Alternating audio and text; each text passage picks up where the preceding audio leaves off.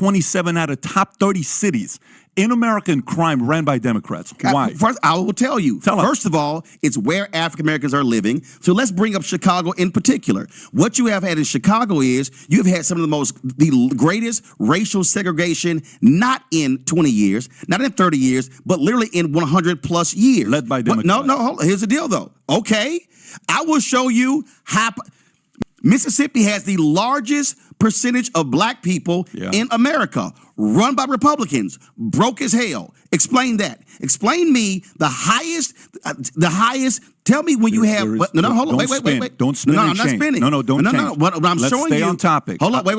Hold on. Let's stay on topic. We're the on topic is crime 27 out of 30, not economic. Economic is a different story. No, it's not. But I agree with you that we need to get the financial situation. No. And you're making the mistake. You went to Mississippi. No, you're making the mistake. No. Here's the mistake you're making. Patrick Bet David has been on a roll with the PBD podcast, taking on controversial guests and challenging their viewpoints.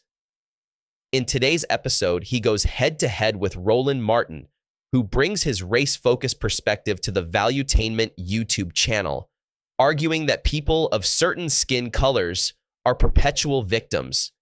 As an immigrant who wasn't born in the U.S., Patrick recognizes the privilege of living in this country and pushes back against narratives like Martin's, which he believes profit from victimhood. Watch as Patrick Bet David fiercely debates Roland Martin in this heated exchange. If you enjoy content like this, don't forget to like the video and subscribe to the channel to help us grow. Let's dive in. 27 out of top 30 cities in America in crime ran by Democrats. Why? First, I will tell you. First of all, it's where African Americans are living. So let's bring up Chicago in particular. What you have had in Chicago is you've had some of the greatest racial segregation, not in 20 years, not in 30 years, but literally in 100 plus years. Led by Democrats. No. Hold on. Here's the deal though. Okay, I will show you how Mississippi has the largest percentage of black people in America, run by Republicans, broke as hell. Explain that. Explain me the highest. Tell me when you have. Hold on. Wait. Don't spin. No, I'm not spinning. No, don't change. No. What I'm Let's showing stay you. on topic. Hold on. Wait. Hold on. Let's stay on topic. We're the on topic topic. is crime 27 out of 30, not economic. Economic is a different story. No, it's not. But I agree with you that we need to get the financial situation. No. And you're making the mistake. You went to Mississippi. No, you're making the mistake. No. Here's the mistake you're making. 27 out of 30. Here's the mistake you're making. When you say crime, I just obliterated a black conservative in my show on this whole issue. When you say crime, you have to then say, okay, what creates crime? No, what creates crime? What creates crime? When people are not doing well financially. What else? Your surrounding environment, who you're around. No, what else? Pick up habits. What else? Bad policies. No. What else? See, you're jumping to policies.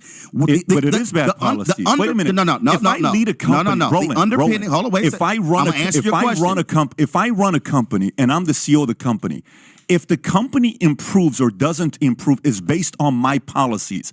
I'm the head running the company, the department. If it doesn't improve, it's because of me. So let me. What else would it be? So let me lay it out to you again. Go for it. When you talk about what is the underpinning of crime, John Hope Bryant, founder of Operation Hope, this is what he said. He said, "Show me a community where you've seen a riot with a credit score of 700 or higher."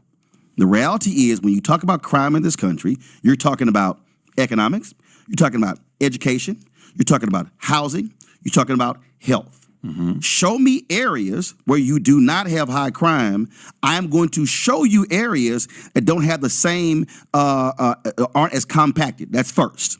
What you have is, when you talk about crime in places, you then look at what are the numbers of people there, what are the pockets there, what are those communities, and how did those communities, how were they created literally not over 20, 30 years, but literally over 50, 75, 100 years. Now, that was Jim Crow. Let's start with the part where Martin insists on linking crime directly to economic factors, which oversimplifies the issue. Patrick Bet David is right. Crime is often rooted in bad environments, societal influences like media that glamorize negative behaviors, and poor policies that fail communities. Patrick isn't giving in to Martin's pressure to frame it differently. He's standing firm that bad policies can significantly contribute to crime rates. Also, is this a chicken or the egg situation? If someone has a high credit score or comes from a high-income household and their neighborhood becomes crime-ridden, those who can afford to leave usually do, leaving behind those who can't. So it's not just poverty causing crime. It could also be that crime perpetuates poverty by driving out those who have the means to escape. It's hard to pinpoint which one starts the cycle. Let me know what you think in the comments. How many years does it take to change? What are you talking about? How many years does it take to create change? When you have, how long does it take to create change? When you, first of all, you're talking about a black in America. How long does it take to create change? When you have had, yeah, okay, walk through 243 years of slavery, 92 years of Jim Crow, and then you get to 1970 when you are technically fully free, you can't act like all of that before did not impact. The issues that you're having now have to do with not Democratic or Republican policies. It has to do with literally white supremacy and Jim Crow in America. We are still, to act as if we are still not dealing with that. How did housing discrimination take place in this country? Do you know who created it? The realtors. They apologized for it. Why are you going away from the question? No, because here's the deal, though. You don't want to deal with what creates crime areas. You got to realize this. Listen, I'm dealing with the real truth. How they create it. What you're dealing with is, oh, there are democratic areas. What I'm dealing with is how do you deal with the historical reality of neighborhoods that simply can't be just, oh, we elected one person and then it's going to change. It doesn't work that way. Roland, I'm Middle Eastern, okay? I was born in Iran, 10 years. My mother's a communist, my dad's an imperialist. We escape, we go to Germany. I lived at a refugee camp for 2 years, okay, with people who are Yugoslavian, Czech, Albanian at the time, and they're all leaving for a reason. I come to the States, okay? I'm a welfare baby. I'm a food stamp baby. Okay. Just letting you know, my parents are divorced twice in 20 years. I'm going to Glendale High School. I have a lunch ticket. I would sell because I don't have any money. I'm 6'1", 130 pounds. That should tell you the fact that we don't come from a lot of money. One day, I'm in the school, and my teacher starts talking about politics. Up until that point, when I think about politics, all I think about is divorce. Because I think about my mom and dad arguing all the time. I don't have a lot of pain linked to politics at the time. And the teacher's going to be a Democrat because she's presenting how rich people are this rich. I'm like, okay, great, rich people are bad. So I come home. I obviously 13-1. That's the number. That's dude. I had a whole lot of damn Republican teachers in my life. Well, I like stats, and the stats are 13-1 is Democrats to Republican. You know the stats. So I come home and I say, Mom, are we Republicans or Democrats? And she said, we're Democrats. I said, tell me why. She says, because the Democrats are for the poor, Republicans are for the rich. So my mom says. You know what I told her? I said, when I grow up, I want to be a Republican. Not because I want to be a Republican. I don't know what the policies are. So first of all, who's actually for the rich and the poor? Who? Who is for the rich and the poor? She said it. She said Republicans are for the rich, Democrats are for the poor. Is that you say you love? Is it true or not? First of all, is it true or not? Whether that's true, statistically, more rich people are on the Democratic side today than the Republican side. But no. You say who are for, not who's rich, but who are they for the policy? But Roland, this is you. You're smart. No, your mom said it. I understand, but you're a smart guy, bro. Listen, when I watch you, you're not a dummy. You're very smart, okay? So sometimes John Maxwell says something very important that I completely held to myself. And every time I break this, I don't like it. He said, the moment you learn sales and you learn persuasion, okay? The moment you learn the ability how to persuade, you, me, we learn how to persuade. He says, be very careful to not go one step above that, which is to manipulate just to win all arguments, because you can. You can win any argument if you want to. You can play devil's advocate and flip the argument, play the Republican side, and you make one hell of an argument to beat a Democrat because you can do that. You have the ability, I have the ability as well. I don't want to do that. What I'm asking you right now is the following. Results. Today, 27 out of 30 cities that are ran by Democrats are the highest crime in America. That's stats. And what states are those in? What are those states? The states are different than New York, the I think community. New York, Chicago, no, LA. but that's not the thing. The state is the community. The city is where. What are you talking about? The city you're in is what you can touch. Every year you come up and you say, "Re-elect me. I can touch help." the state. Listen, I am born and raised in Texas, Houston, Clinton Park. To act as if what? No. Oh, so then what you're saying is, let's stop voting for mayors. They're a waste of time. No, see, because they can't do anything. First of all, I didn't say that. Let me finish my thought. I am born and raised in Houston, Texas. Grew up in Clinton Park neighborhood. To act as if what happens in Austin does not have an impact on Houston is crazy. You're making excuses now. No, I'm not. You're making excuses. Okay, here's the deal, though. See, it's real easy to say it's excuses when I'm stating facts. And the point I'm stating is... That's not a fact. That's just an opinion. No, it's a fact.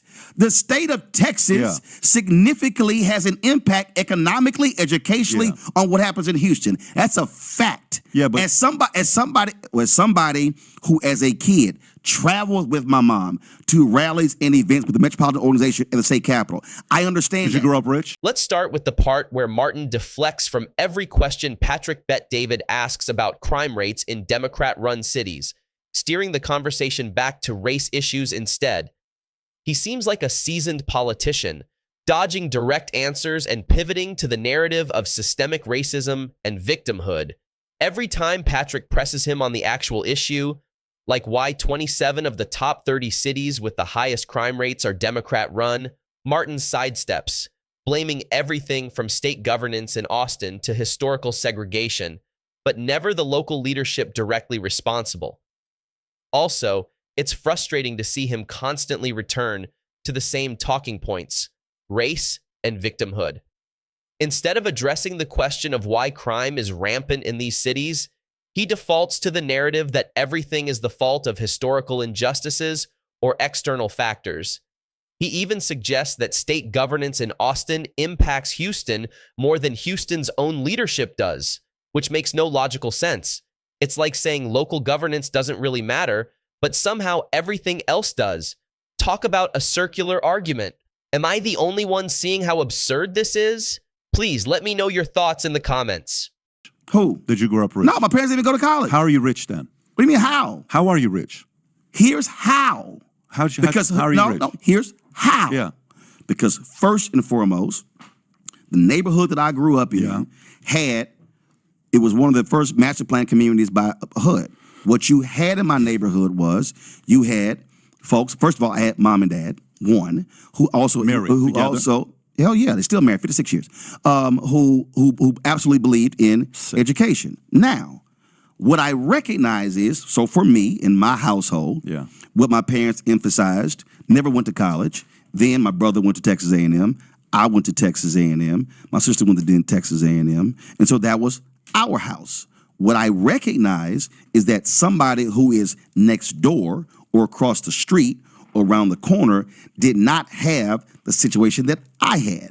Now, I totally get that. What I don't do is be arrogant enough to say, well, I did this, why can't you?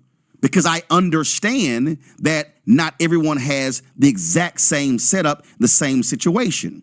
What I'm talking about, and this is again. But why not give that story of inspiration to say you can get out of it? First of all, you say, why not? I'm sorry. Yeah, you clearly have never watched my show when what I talk about consistently are these very issues. I don't sit here and go do doom and gloom. First of all, every single Tuesday on my show, I feature actual black-owned businesses. Every single Wednesday, I feature African-Americans who have tech companies. I love that. Every Friday, I actually feature something called Education Matters, folks who are in the education space, school choice. I got HBCU Connect. So I do all of that. But one second. But you know why I said that? Let me tell you why I said that. Because you said, I'm not the one that says, look at me, I got out, so can you. That's what you said. No. Here's why I say that. Because it is arrogant when, as an individual, I'm assuming everyone else's situation is the same. That's first. Two, it's also arrogant to then not actually study and look at how from a macro level. See, you're describing a micro level. You can always have that singular individual or this person or this family. That's micro. What I'm talking about is macro issues. And what I'm saying is when I look at communities, that's not micro, that's macro. Even within the African American community, when you dealt with Jim Crow, you couldn't live anywhere else. You literally could not live anywhere else. Bottom line is, if you were black and had money, and then you were black and broke, you were literally living in the same neighborhood. After Jim Crow ends with integration, what then happened? Those African Americans who were middle class, upper middle class, began to move away. What then began to happen was you had areas where poverty increased even more so. Why move away, though? Why move away? Because if you care about the community, why not stay there and change it? Well, first of all, does anybody else move? What do you mean? Who the hell else don't move? How do you think suburbs were created? But wait a minute. What do you mean? How do you think white flight was created? So everybody else get to move, but we can't move? But if you act like you care about the community as much as you do, stay there. But hold on, but I'll answer your question. Do you know why? Because when African Americans were living in black neighborhoods, they also had economically depressed housing values, and the reality is they were not able to change it. Help change it. Are you serious? Yeah, I am. I am. Okay, I'll give you an idea. Are you familiar with Palmdale? I'm going to need you to be drug tested. Martin deflects from every question by pivoting back to race issues, as if every challenge is rooted solely in Jim Crow or systemic racism. Patrick Bet David brings up a valid point. If you care so much about your community, why leave as soon as you have the means to improve it? Martin's response was simply, everyone else moves, so why shouldn't we? It seems like everything comes back to race for him, no matter the topic. Patrick was merely asking why, if you're dedicated to bettering the community, you wouldn't stay and make a difference rather than leaving as soon as you can afford to. Martin also claims it's arrogant to think that just because he succeeded, others can too. But in reality, sharing your success story can be incredibly inspiring. I've seen it firsthand.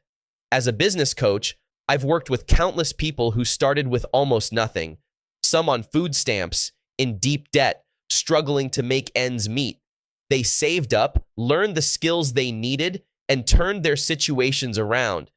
These success stories aren't just motivating for those in similar situations, they resonate with everyone. The idea that only those with perfect conditions can succeed is simply untrue.